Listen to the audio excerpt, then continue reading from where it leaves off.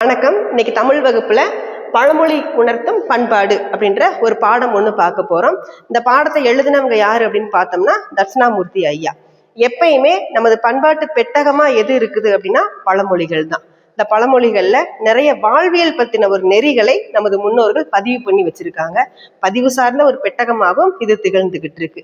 ஏன்னா நம்ம எப்படி வாழ்ந்தோம், இப்ப எப்படி வாழ்ந்துகிட்டு இருக்கோம், இது எல்லாமே எதன் வழியா தெரிஞ்சுக்கலாம். ஒரு காரணியா எது இருக்குது அப்படின்னா பழமொழிகள் தான். இந்த பழமொழிகள் அப்படின்னு சொல்லும் போது உழவும் இயற்கையும் குறித்த பழமொழிகள் நிறைய இருக்குது. ஏன்னா கிராமப்புறம் அப்படின்னாலே நமக்கு விவசாயம் வேலை தான் ரொம்ப முக்கியம். இன்னைக்கு நம்ம நல்லா சாப்பிட்டுக்கிட்டு இருக்கோம் அப்படின்னா அதுக்கு முக்கிய காரணம் உழவர்கள் தான். அப்ப அந்த உழவு சார்ந்த பழமொழிகள் மூலமா மக்களை எப்படி நெறிப்படுத்தலாம், எப்படி மக்கள் வாழ்ந்துகிட்டு இருக்காங்க அப்படிங்கிறத நாம தெரிஞ்சுக்கலாம். இதுல என்ன அப்படின்னா, இப்ப எடுத்துக்காட்டா பார்த்தோம் அப்படின்னா அகல் வட்டம் பகல் மழை அப்படின்ற ஒரு பழமொழி இருக்குது. அகல் வட்டம் பகல் மழை அப்படிங்கிறது என்ன அப்படின்னா, சூரியனை சுத்தி ஒரு ஒரு ஒரு வட்டம் இருக்குது, இல்லாட்டி நிலவை சுற்றி ஒரு வட்டம் இருக்குது அப்படின்னா கட்டாயம் நமக்கு அந்த அன்னைக்கு பகல்ல மழை பொழியும். இல்ல அகல் அப்படிங்கிறது எதை குறிக்குது அப்படின்னா நிலவை குறிக்குது. இரவு நேரத்துல வானத்துல நிலவை சுற்றி ஒரு வட்டம் இருந்தது அப்படின்னா கட்டாயம் பகல்ல மழை பொழியும் அப்படின்னு சொல்லிட்டு முன்னோர்கள் அறிந்து தெரிந்து வச்சிருந்தாங்க. அதனாலதான் இந்த ஒரு பழமொழிய மக்களிடையே புழக்கத்திலையும் விட்டுருந்தாங்க.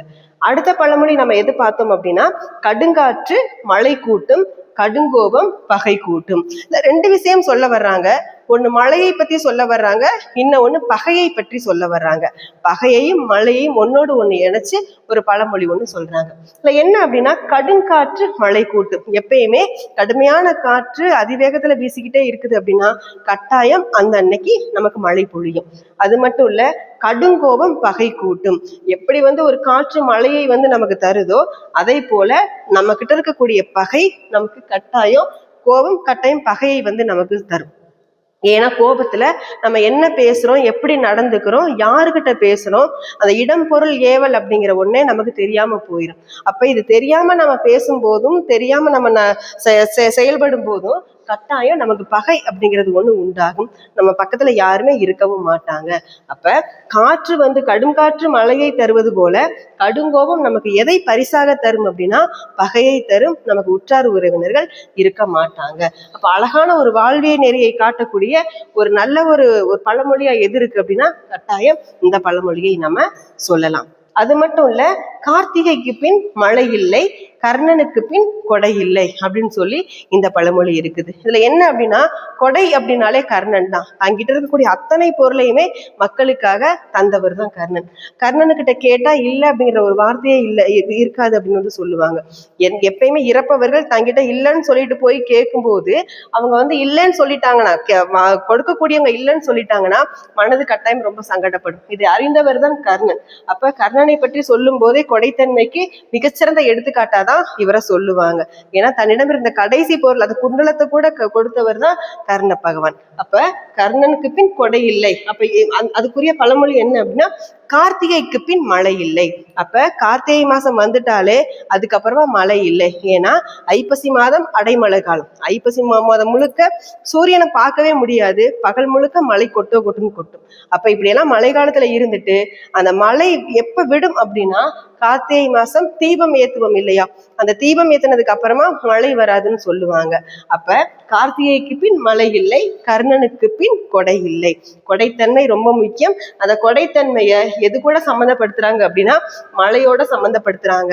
அதுக்கப்புறமா கார்த்திகைக்கு பின் மழை இல்லை அப்படிங்கிற மாதிரி கொண்டு நமக்கு முடிக்கிறாங்க. அப்ப வாழ்வியல் நெறியில கொடைத்தன்மை அப்படிங்கிறது ரொம்ப முக்கியம்.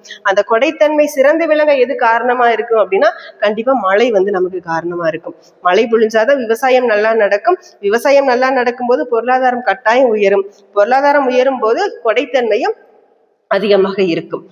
அதே நேரத்துல அடுத்த பழமொழி நம்ம பார்த்தோம் அப்படின்னா, பருவத்தே பயிர் செய் அப்படின்னு சொல்றாங்க. கண்டிப்பா ஒவ்வொரு காலத்திலையும் அதற்கே தக்கபடிதான் நம்ம பயிர் செய்யணும். காலத்தை விட்டுட்டு நம்ம பயிர் செஞ்சோம் அப்படின்னா கண்டிப்பா அதற்கான பலன் நமக்கு கிடைக்கவே கிடைக்காது. அதனாலதான் ஆடிப்பட்டம் தேடி விதைன்னு கூட சொல்லுவாங்க இல்லையா. அப்ப ஆடி மாசத்துல போய் விதை விதைக்கணும் அப்படின்னா அந்த மாசத்துலதான் விதை விதைக்கணும். எனக்கு இந்த காலம்தான் ஏற்றதுன்னு சொல்லிட்டு நம்மளோட இஷ்டத்துக்கு போய் விதையை நம்ம போட்டோம் அப்படின்னா கட்டாயம் அதோட பலன் சரியாக நமக்கு கிடையாது. அப்ப காலத்துலதான் நம்ம பயிர் செய்யணும், பருவத்துலதான் நாம பயிர் செய்யணும். இன்னும் ஒண்ணு, விளையும் பயிர் முளையிலேயே தெரியும் அப்படின்னு சொல்லிட்டு இன்னொரு பழமொழியும் இருக்கு. ஏன் அப்படின்னா ஒரு இத குறிப்பா எதுக்கு சொல்லுவாங்க அப்படின்னா, ஒரு குழந்தையோட வளர்ப்பை பத்தி சொல்லுவாங்க. வளர்ப்பை பத்தி சொல்லும் போது அதை சொல்லுவாங்க, ஒரு குழந்தை வளர்ந்து வரும்போது ஒரு மரியாதை பண்போட இருந்தது அப்படின்னா அந்த குழந்தை வருங்காலத்துல நல்லா வரும். அதனாலதான் இந்த பழமொழியை ஒரு குழந்தை வளர்ப்போட சம்மந்தப்படுத்தி சொல்லுவாங்க.